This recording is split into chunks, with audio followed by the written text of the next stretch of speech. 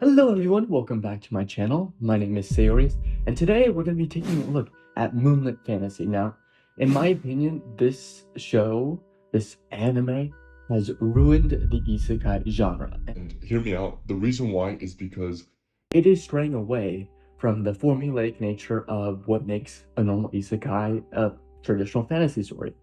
Instead, it flips it on its head and creates this subgenre within the isekai genre, which is weird because the isekai genre is a subgenre of the fantasy genre, and so for this to become another subgenre means it's subgenreception or whatever. But my point is that this is a new genre, and I like to call it Kingdom Seed.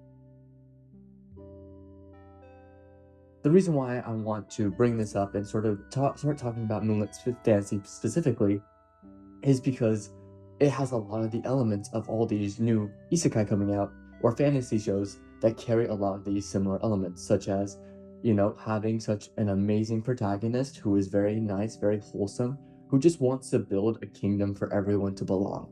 And you see this with that time I got reincarnated as a slime, all the way over to other shows that you are maybe familiar with, like Overlord.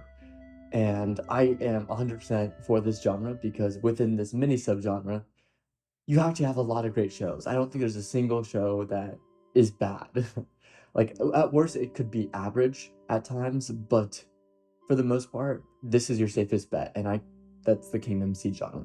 Now, going into Moonlit Fantasy, the reason why I want to talk about this show is because there is a little bit of buzz about it, but I want more people to be talking about this show. This show, in my opinion, really helps bring you into this fantasy world. And the way it does it is by playing it simple and safe. And although it starts off a little bit generic with a few fun things thrown into the mix, when you get to the end of season one, that's where it gets really good. Because at the end of the day, at its core, it's a very comedic show. It very much is very friendly. There's lots of jokes running around, and it's the overpowered MC as everyone is completely used to at this point. But what I love about this show is that it gets to a point where you slowly bring in discrimination. You slowly bring in, tensions between different races, tensions between different kingdoms, how people will view you based on not knowing their language. And there's a certain point at the end of season one where it gets really good, where everything comes to a head. It gets set up early on, and you don't expect it to come back around, but when it does, it comes back in like an explosion. And I won't say what because I want everyone to be surprised going into the show.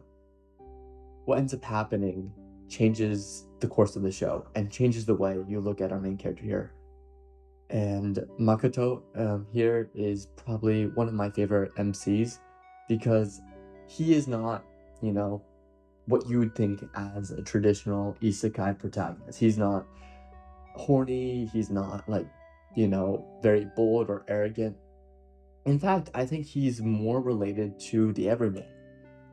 He's more realistic, more grounded. The way he views people, the way he wants to help people is very human. And I think a lot of isekais are very much missing out on that element. And although, yes, he will get embarrassed at times, yes, he does still feel emotions, it still comes from a place of, I guess, grounded realism that you don't really get to see within isekai, let alone anime in general. So I think this show deserves props for that. You also have two amazing side characters as well, and I won't spoil their identities if you want to watch this show, but it's really funny where they come from. And yeah, I just can't stop gushing about this show. This show is honestly the reason why I love isekai so much and why I love the fantasy genre. Because although, yes, it's becoming oversaturated, yes, we're getting a lot of carbon copies, and honestly, that's a little bit worrying when you start to have a conveyor belt sort of process when it comes to making these shows. What I do appreciate a lot is when you take that time and really find sort of that little thread that takes you other places. And what I love about fantasy is that there's a lot of threads. You could have everything from what I like to refer to as Kingdom Seed, where it's basically branching off to build your own world, build your own kingdom, and sort of making a paradise for everyone around you, including your friends, maybe your family. And I just think that's so wholesome, all the way to revenge fantasy. So you're seeing this split in recent memory because of how much what's happening. And honestly, I can't hate it. So I just wanted to make this quick video. I know it's not too long.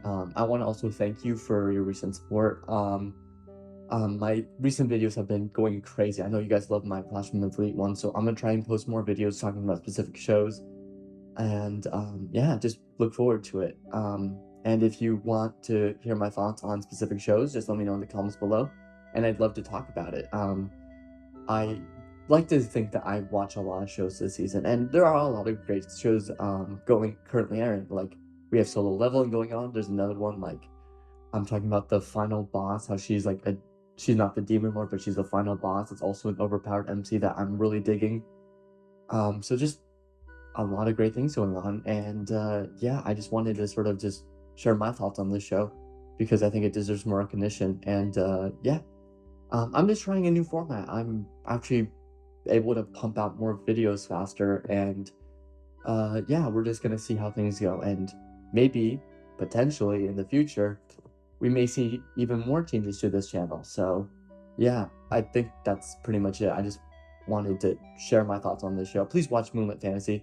Also, watch the first opening. It will immediately bring you into the show. I know people may skip openings, but trust me here, this is one you don't want to miss because Sido, the artist who plays this or sings this opening, is masterful. It is honestly gets you hooked so well. And although I will say season two's opening is not my personal favorite, I prefer the first opening. The ED, the ending sequence for season two, is really good.